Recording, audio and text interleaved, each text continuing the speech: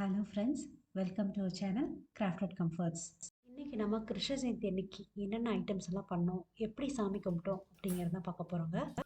அன்னைக்கு மத்தியானம் ஒரு 3:30லேருந்து vlog ஆரம்பிக்குதுங்க. முதல் விஷயமா பால் தான் காய வச்சிட்ருக்கேங்க. எப்போவுமே காலையில் எழுந்திரிச்சு வந்தோடனே பால் அடுப்பில் ஊற்றி வச்சுட்டு தொட்டு கும்பிட்டு தான் அன்றைக்கி நாளையே ஆரம்பிப்பேங்க. ஸ்டவ் ஆன் பண்ணும்போது இப்போ சாமிக்கு செய்ய ஆரம்பிக்கிறதுனால அதையுமே இப்போவும் ஃபாலோ பண்ணிட்டேங்க. அரை கப் அளவுக்கு அடை பிரதமனை அளந்து எடுத்து வச்சுருக்கேன் பால் அடை பிரதமன் செய்கிறதுக்காக.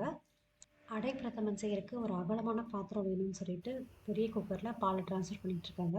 பால் நல்லா காயிட்டு இருக்க குக்கர்லேயே அதுக்குள்ளார ஃப்ரிட்ஜில் சேர்த்து வச்சுருந்த ஆடையை எடுத்து மிக்சியில் போட்டுட்ருக்கேன் வெண்ணெய் எடுக்கிறதுக்காக. சேர்த்தி வச்சு பாட்டிலே நினைஞ்சிருச்சுங்க. நினச்சிட்டே இருந்த வெண்ணெய் எடுக்கணுன்ட்டு சின்ன சந்தோஷமான விஷயம் என்னன்னாக்கா கரெக்டாக கிருஷ்ண ஜெயந்தி அன்னைக்கு வெண்ணெய் எடுக்கணும்னு அமைஞ்சு வந்திருக்காங்க. ஒரு பக்கம் பட்டர் எடுத்துகிட்டு இருக்கக்குள்ளேயே பால் காஞ்சி வந்துருச்சுங்க. ஊருக்கு போகும்போது தான் இந்த பாலாடை பிரதமன் பேக்கெட் வாங்கிட்டு வந்துருந்தாங்க. இது வரைக்கும் நான் செஞ்சதே இல்லை, இதுதான் ஃபஸ்ட் டைம் செய்கிறேன். அதனால் இன்ஸ்ட்ரக்ஷன்ஸில் என்ன போட்டிருக்காங்களோ அதை அப்படியே ஃபாலோ பண்ணிட்டேன். அதில் வந்து ஒரு பேக்கெட் அடைப்பிரதமனுக்கு 3 லிட்டர் பால் ஊற்றி காய்ச்சணும்னு சொல்லியிருந்தாங்க. அதை போட்டிருக்கிற இன்ஸ்ட்ரக்ஷனில் அப்படியே நான் பாதி அளவு தான் செஞ்சுங்க. அதனால் 1/2 பேக்கெட் அடைப்பிரதமன் அப்புறம் 1.5 லிட்டர் பால் இந்த ப்ரப்போர்ஷனில் தான் செஞ்சிட்ருக்குங்க. இப்போ நம்ம எடுத்து வச்சுருந்த 1/2 கப்பு அடைப்பிரதமனையும் அந்த கொதிக்கிற பாலுக்குள்ளே போட்டாச்சு. அதுக்குள்ளே மிக்சியில் ஆடையும் அரைச்சி ரெடி ஆயிடுச்சுங்க. பட்டர் ஆல்மோஸ்ட் ரெடி ஆயிடுச்சு. இப்போ அந்த அரைச்சதை வந்து ஒரு பாத்திரத்தில் கொட்டி ஒரு 10-15 டைம்ஸ் நல்லா பீட் பண்ணோம்னா பட்டர் தனியாக பிரிஞ்சு வந்துடுங்க. அதுக்கப்புறம் நம்ம பட்டரை ப்ராசஸ் பண்ணிக்கலாம். பட்டர் நல்லா திரண்டு வந்துடுங்க சீக்கிரமாகவே. அதுக்கப்புறம் நல்லா டைட்டாக பிழிஞ்சு எடுத்துக்கணும். அந்த மோரெல்லாம் கீழே விட்டுட்டு பட்டர் மட்டும் எடுத்துக்கிறதுக்காக. அதுக்கப்புறமா அந்த பட்டரை வந்து நல்லா ரவுண்ட் ஷேப்பில் பால் மாதிரி பண்ணிவிட்டு அதை போய் தண்ணியில் போட்டு நல்லா வாஷ் பண்ணிடணும். அப்போ தான் இந்த எக்ஸ்ட்ரா இருக்கிற மோர் எல்லாம் வெளியே வந்துடும். நம்ம சாமிக்கு எது வச்சு படைக்கிறதுனாலும் நம்ம நார்மலாக யூஸ் பண்ணுற எவர் சில்வர் பிளேட்லேயோ கிண்ணத்துலேயோ வச்சு படைக்கக்கூடாதுன்ட்டு ரீசெண்டாக என் ஃப்ரெண்ட் ஒருத்தவங்க சொல்லியிருக்காங்க. எப்போவுமே பிரசாதம் வந்து நான் வெள்ளிக்கிண்ணம் செப்பரேட்டாக வச்சுருக்கேன் சாமிக்குன்ட்டு அதில் தான் வச்சு படைக்கிறது. சப்போஸ் பத்தலைன்னா நம்ம வீட்டில் இருக்கிற எவர் சில்வர் பாத்திரமும் எக்ஸ்ட்ராவாக எடுத்துக்கலாம். இதை பற்றி ஃப்ரெண்டு எதுவும் சொல்லலைன்னா ஒன்றும் தெரியாமல் போயிருக்கும். நான் வந்து நார்மலாக எவர் சில்வர் பாத்திரத்துலேயே வச்சுருப்பேன். இப்போ தெரிஞ்சதுக்கப்புறம் வச்சோம்னா கொஞ்சம் உறுத்தலாக இருக்கும். அதனால தான் மண்பானை ஊர்லேருந்து வாங்கிட்டு வந்தது குட்டியாக இருந்துச்சு. பொண்ணு வந்து குல்ஃபி ஐஸ்கிரீம் செய்யறதுக்காக வாங்கிட்டு வந்திருந்தா. அது ஃப்ரெஷ்ஷாக புதுசாகவே இருந்துச்சு. அதனால் அதையும் எடுத்து கழுவி வச்சிட்ருக்கேன். அதுக்குள்ளே நம்ம பாலிலேயே போட்டிருந்த பால் ஆடை பிரதமனும் நல்லா வெந்துருச்சு. அதுக்குள்ளேங்க 3/4 கப் அளவுக்கு சர்க்கரை எடுத்து உள்ளே சேர்த்தியாச்சு. முந்திரி தாளிப்பெல்லாம் எதுவும் இன்ஸ்ட்ரக்ஷனில் கொடுக்கல. அது இல்லாமல் ஒரு கேரளா ஜுவல்லரி ஷாப்பில் நாங்கள் ஒரு ஓணம் அன்னைக்கு போயிருந்தப்போ அந்த வருஷம் வந்து இந்த அடைப்பிரதமன் கொடுத்துருந்தாங்க. செம சூப்பராக இருந்துச்சு. அதுலேயும் இந்த மாதிரி முந்திரி தாளிப்பெல்லாம் எதுவும் போடல. அதனால நானும் இன்றைக்கி அது பண்ணல. கொஞ்சோண்டு ஒரு 2 பிஞ்ச் ஏலக்காய் தூள் மட்டும் போட்டு இறக்கியாச்சு.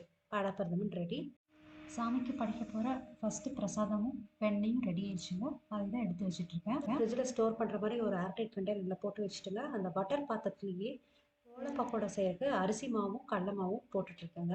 முறுக்க விடவே ஈஸியாக பண்ணிடலாம், குயிக்காகவும் பண்ணிடலாம் அப்படின்ட்டு தான் இந்த ரெசிபி சூஸ் பண்ணேன்.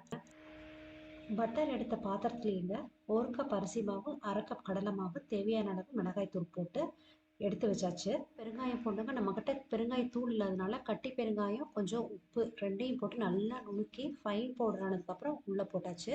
அது கூடயே கொஞ்சம் ஓமமும் கருப்பு எள்ளும் போட்டிருக்கேன் டேஸ்ட்டுக்காக. அது கூட 1 டேபிள் ஸ்பூன் பட்டரும் போட்டாச்சு.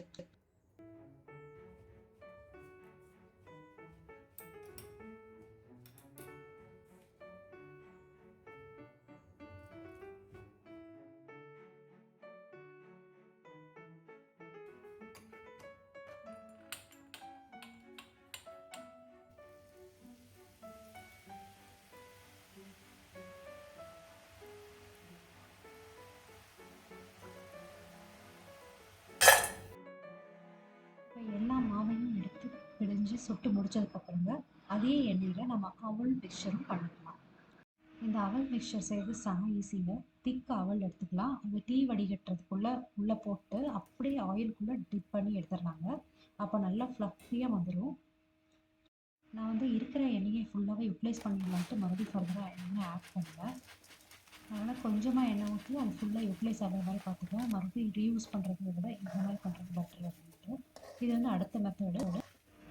2வது வாட்டி நான் அவல் பொரிக்கும் போதுங்க எண்ணெய்க்குள்ளே டைரெக்டாகவே போட்டு இந்த மாதிரி வடிகட்டி வச்சு எல்லாத்தையும் எடுத்துட்டேன்.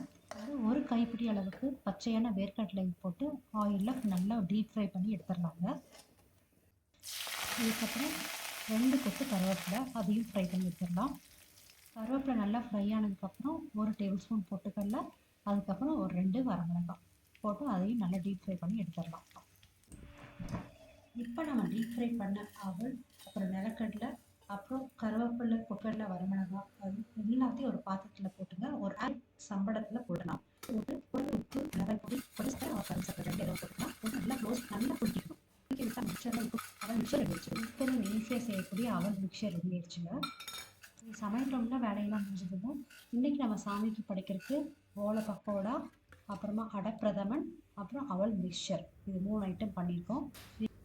இன்றைக்கி சாமி கும்பிட்றதுக்கு தேவையான அரேஞ்ச்மெண்ட்ஸ் அண்ட் டெக்கரேஷன்ஸ் எல்லாம் பண்ணிடலாம் வாங்க. மேலே ஃபஸ்ட் ஃப்ளோரில் தான் பூஜை வச்சுருக்கோம். அதுக்கு பக்கத்துலேயே கிருஷ்ணர் வச்சு சாமி கும்பிட்டுலாம் அப்படின்ட்டு தான் அந்த ஏரியாவை தொடச்சிட்ருக்கேன். இது சமையல்லாம் ஆரம்பிக்கிறதுக்கு முன்னாடியே இங்கெல்லாம் க்ளீன் பண்ணி தொடச்சி விட்டுட்டு தான் அப்புறம் சமையல் ஆரம்பித்தேங்க. கீழே கிச்சன் ஒர்க்கெல்லாம் முடிஞ்சதுக்கப்புறம் இப்போ மேலே வந்து கிருஷ்ணர் வைக்கிறதுக்காக மனையெல்லாம் செட் பண்ணிகிட்ருக்குறோம்.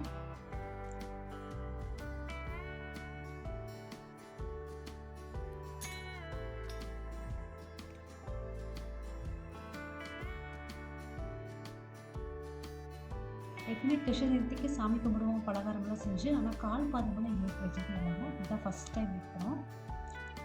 கால் பாதம் வைக்கிற டைமில் கரெக்டாக என் பெரிய பொண்ணு காலேஜ் இருந்துட்டா. அதான் வந்து இந்த கால் பாதமெல்லாம் பிரிண்ட் வச்சுட்டு இருந்தாங்க. சென்டர் ஆஃப் த பாதம். பாதத்துக்கு நடுவில் மஞ்சள் குங்குமம் வச்சுங்க. அப்புறம் அதுக்கு ஒவ்வொரு பாதத்துக்கும் பூவும் போட்டிருக்கோம்.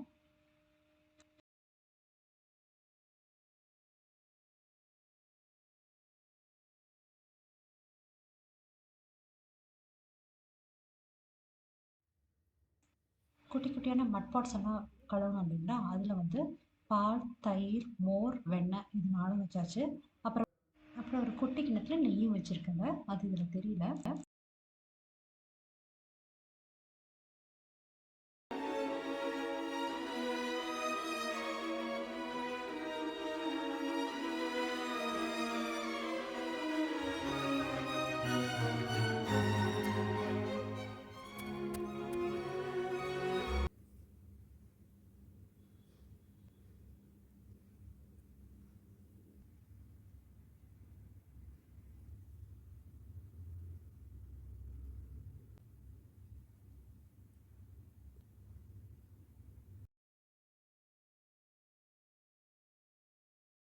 ஹஸ்பண்டும் சின்ன பொண்ணு ஒரு அரௌண்ட் 6 o'clock பக்கம் வந்துட்டாங்க வீட்டுக்கு.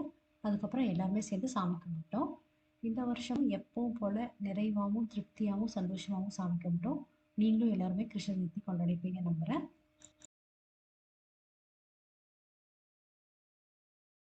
டின்னர் டைமை மட்டும் பார்த்துட்டு இந்த vlog-அ கம்ப்ளீட் பண்ணிடலாங்க. வச்சுருந்த ஸ்நாக்ஸ் எல்லாமே சாப்பிட்ருவோம் நம்ம எப்படி இருந்தாலும். ஆனால் இந்த பால், தயிர், மோர்லாம் அன்றைக்கி யூஸ் பண்ண நினச்சேன். அதனால் அன்றைக்கி டின்னருக்கு தயிர் சாப்பாடு போட்டாச்சு. அதனால் தயிர் வெறும் சாப்பாடு மட்டும் வேக வச்சு அதில் படையல் வச்சுருந்த எல்லா மில்க் ப்ராடக்ட்ஸையும் வச்சு கம்ப்ளீட் பண்ணியாச்சு அன்றைக்கி டின்னரை. இப்படி தான் எனக்கு நாள் போச்சு.